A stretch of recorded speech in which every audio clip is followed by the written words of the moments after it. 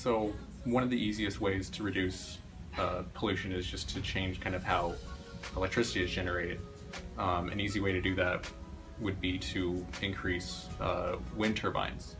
For example, to reach 25% electricity capacity produced by wind power would cost around $600 billion, which is not terribly unreasonable for the federal government. So as for the interventions that you think would help the environment, I think this is really hard to say because at an individual level it is hard to make an impact. That being said, if the collective all gets involved at the same time, which is comprised of all these individuals, then I think a bigger impact can be made. Even just something as simple as putting, boxes in recycling, something that seems pretty simple and pretty minuscule will, in the grand scheme of things, help. Discussions about pollution within the political sphere is relatively new, but it's not new to the people. So oftentimes the people within countries such as the United States, India, all over the world have been talking about climate change, have been looking into the science behind it, what does it look like, but the political sphere and the global political world has done very little about it. And there's a lot of different reasons for mass media propaganda, big business, kind of capital in a sense silencing a democratic voice wanting to have this discussion. So I think it's important because it's a people's voice.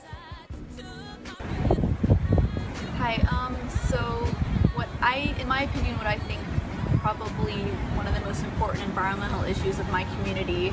I'm originally from Florida, so I'll talk about that, but I think the oil drilling and especially oil spills in the ocean that happened relatively recently have been a big problem.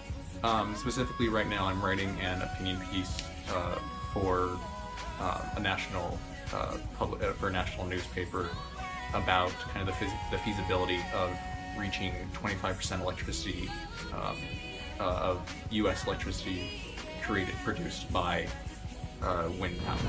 The health effects of pollution are, well, one, it damages your lungs, so you have reduced lung capacity, respiratory inflammation, and leads to cardiovascular disease. My town in particular is really big in fishing and shrimping, and I know that had a huge effect on that and also the tourist industry, which really ended up hurting our local economy at that time. So that was definitely something that was very noticeable to people who were living there. In terms of ways to reduce pollution, I think we should be moving away from the use of fossil fuels and dependency on fossil fuels and move towards more renewable energy.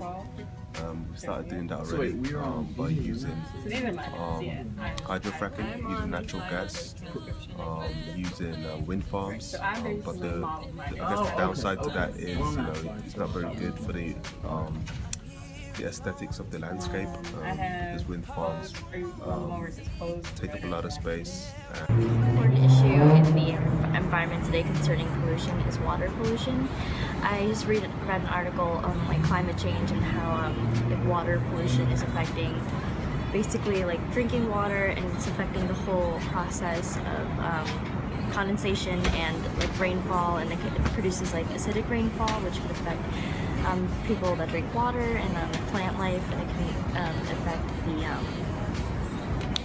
trees and plant life. And I think water pollution is something that it's important, but I feel as if it should become more important because it affects drinking water, and the more we pollute the water, the more we're going to have trouble in the future providing our children safe, clean drinking water.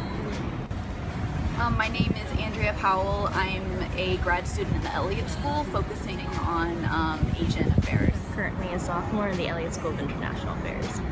My name is Nathan Davis, and I'm a master's student in the Elliott School.